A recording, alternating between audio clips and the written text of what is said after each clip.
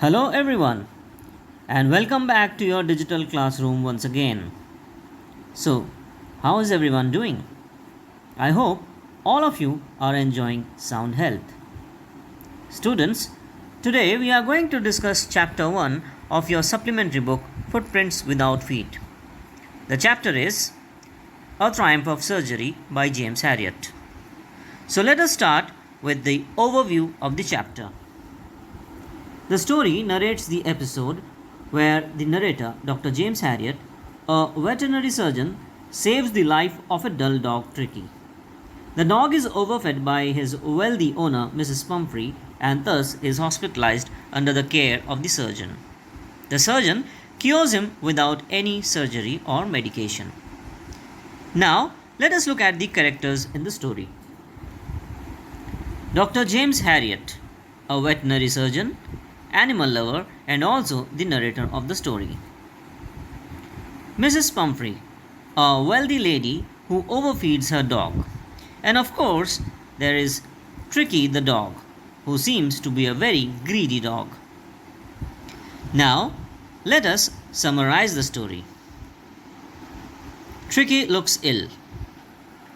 Once while driving, Dr. James Herriot saw Mrs. Pumphrey and Tricky walking down the street. As he stopped his car, he was shocked to see that Tricky had become fat like a sausage. His eyes were red and his tongue was hanging out. It looked like Tricky lacked energy and was ill. Dr. James inquires about Tricky. Dr. James asked Mrs. Pumphrey about Tricky's health. Mrs. Pumphrey explained to Dr. James that Tricky was looking listless. That means he was dull and weak. She felt that he was suffering from malnutrition. So, she had been giving him some extra food like malt, cod liver oil, and Horlicks between his main meals. Further, Dr. James asked Mrs. Pumphrey whether she had cut down the sweet things from Tricky's diet. Mrs. Pumphrey replied that she had tried but failed, as Tricky loves cream cakes and chocolates. She also told to Dr. James that Tricky only walks with her and does not play games like ring throwing, which he played earlier. Dr. James' advice. After knowing about Tricky's condition and his routine, Dr. James informed Mrs. Pumphrey that if she did not reduce his food and increase his exercise, her dog, Tricky, would fall ill. He also advised her to strictly follow the prescribed diet. Mrs. Pumphrey confessed that it would be very difficult for her, but she agreed to try and walked off with Tricky. Dr. James received an expected call from Mrs. Pumphrey. After a few days, Mrs. Pumphrey called and informed Dr. James about Tricky's health. She told him that Tricky was not eating anything and had been vomiting.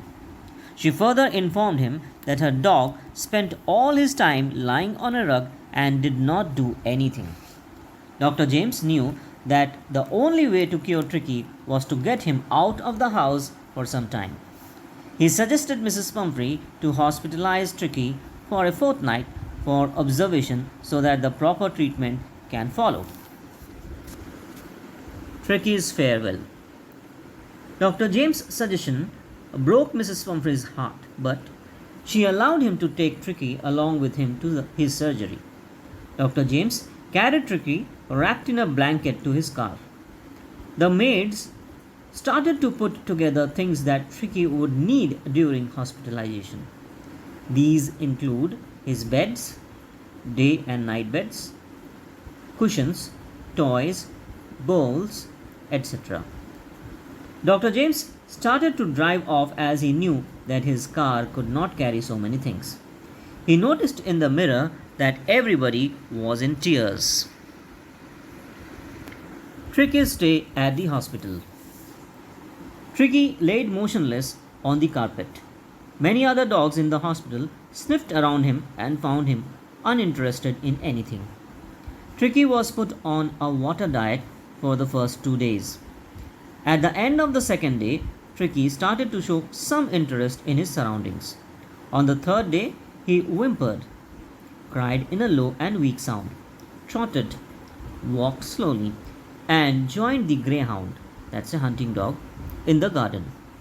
Later on the third day, he ran with enthusiasm when the food was served. He also gulped down the extra food that was put out for him. Tricky's recovery. Tricky recovered at a very fast pace. No medicine had been given to Tricky for his treatment. He had started running all day long and enjoyed with the other dogs. He found joy in being bowled over and squashed by the other dogs. He became a part of the gang of the dogs at the hospital.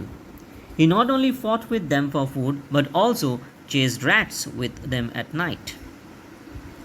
Mrs. Pumphrey's concern. Mrs. Pumphrey used to phone the vet clinic several times in a day, as she was keen to know about Tricky's recovery. Dr. James did not pay much attention to her questions about Tricky's dressing, but he assured her that Tricky was out of danger.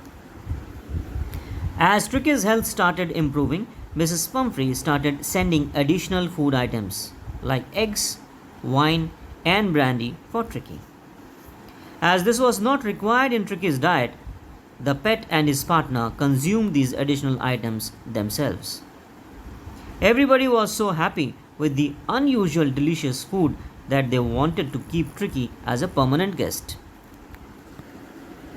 Tricky goes home.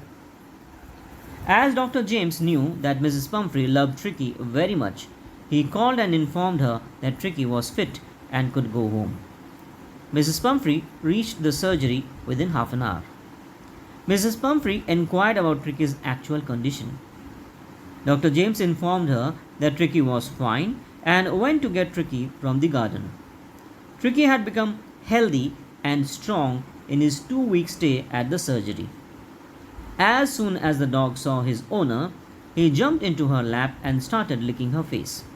Mrs. Pumphrey was very happy at finding Tricky as excited as he used to be.